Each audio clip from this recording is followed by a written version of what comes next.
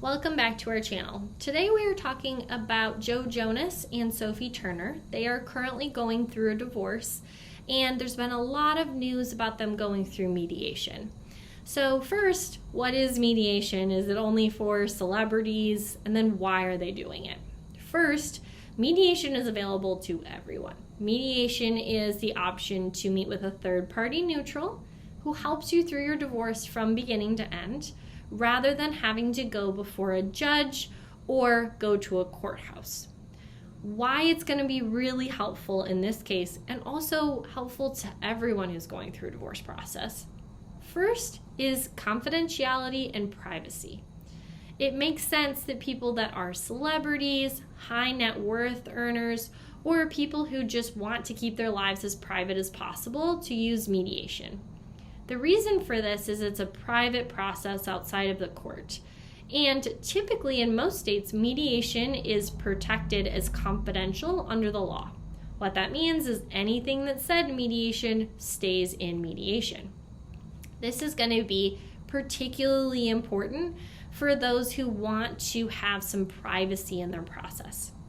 What most people don't realize is that a court process, even a divorce, is a public matter.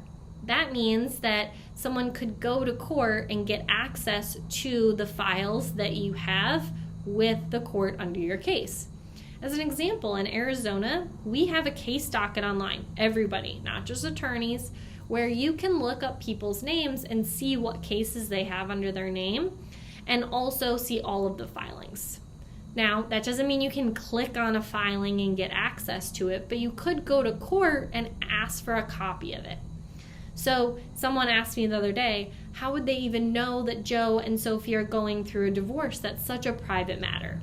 Because they had to file with court, and then that filing becomes public record, which means a reporter could have walked into the court and asked for their filing. Because again, public court process. So although going through mediation doesn't limit everything that's in the court, it's going to shrink the amount of things that are with the court exponentially. So what that allows for is you to keep your process as private and as confidential as possible.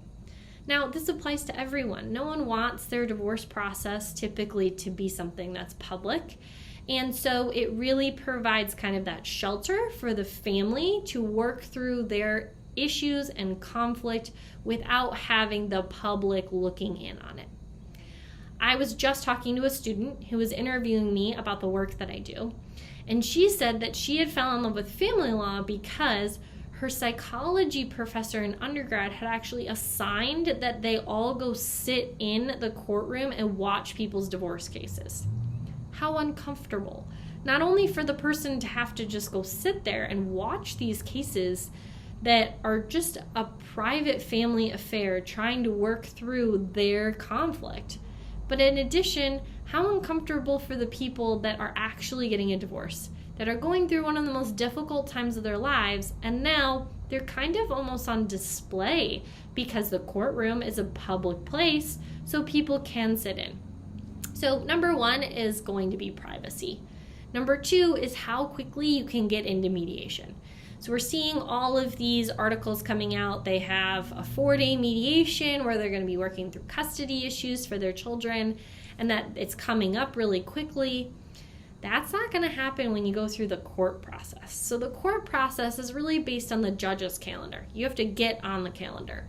And so how I like to explain this to my clients is like jury duty. If you get called for jury duty, the judge just tells you what day to be there. You don't get to control that. With mediation, you can work with a mediator on your schedule as quickly or as slowly as possible. So in this case, it's helping them resolve a lot of conflict on custody issues and where their kids are going to live by getting them into mediation very, very quickly rather than waiting around for a court date. They also have a lot more time with the mediator. So again, we're seeing reference to 4 days of mediation. You're not going to get 4 days with a judge. With a judge, you're likely going to get about a 15 to 30 minute slot where you need to address all the issues that you need to resolve unless you're very far down into your divorce process and you're dealing with a full trial. But a lot of parents and people going through a divorce need to resolve issues up front. For example, for Joe and Sophie, they need to resolve custody issues of their children because they both have the ability to live in other countries or to stay here. That's something that you don't want to have to resolve a year from now, maybe when you're finalizing your divorce. You want to be able to resolve it now. Other issues people want to resolve up front.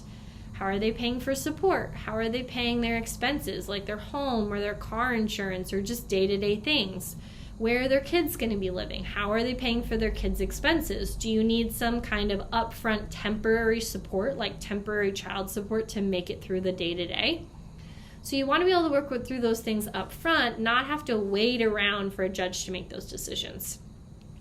The last thing is, it's really helping them begin to communicate and work through these issues rather than letting the conflict build. What typically happens is the longer you're in conflict, the harder it is to battle back through it to find a solution. That's because you're just letting the conflict grow and grow and grow until it almost feels unmanageable. If we can resolve those issues up front by communicating up front in mediation, that allows us to really limit the amount of conflict. It's not eliminating conflict. There's always going to be conflict when there's a divorce process about something. But it is allowing us to really condense it and resolve issues as they come up rather than letting them escalate. I just had parents the other day who they already went through their divorce, but they have now, for 2 years since their divorce, just had a ton of conflict. Now they're trying to work through it, which is great, and I really commend them from coming back. But we've had a lot of conversations about if there's issues in the future, let's solve them when they come up, rather than letting them build into this giant proportion. Because now we're dealing with a ton of issues that need to be resolved, rather than working through each individual item when it pops up to find a solution. You have to kind of think it's that straw that broke the camel's back. Each individual issue is a different straw. There will be a final straw that'll really push you forward and that push these two parents to come back and talk. Which again, it's better to come back and talk than not have talked at all. But rather than letting it all pile up until it's too heavy to carry, let's resolve them as they're popping up so we can try and find a solution for them. Now, we were coming up with solutions right now. May that work 100%? No, probably about 80% of it'll work. But if we try out that 100%, only 80% works, great. Now we only have 20% to resolve, not 100% to resolve when they come back. So it's really about communicating and limiting the conflict so that they can resolve things up front. So one thing, we want to be as respectful of everybody that's going through their process as possible. Unfortunately for these two, they really are public figures, which means people are going to be writing articles about Joe and Sophie until their divorce is final and probably into the future. But at least by going through mediation, they can really start communicating, resolving that conflict so their process can be as productive for them and their family as possible. And they can keep their process as private as they possibly can.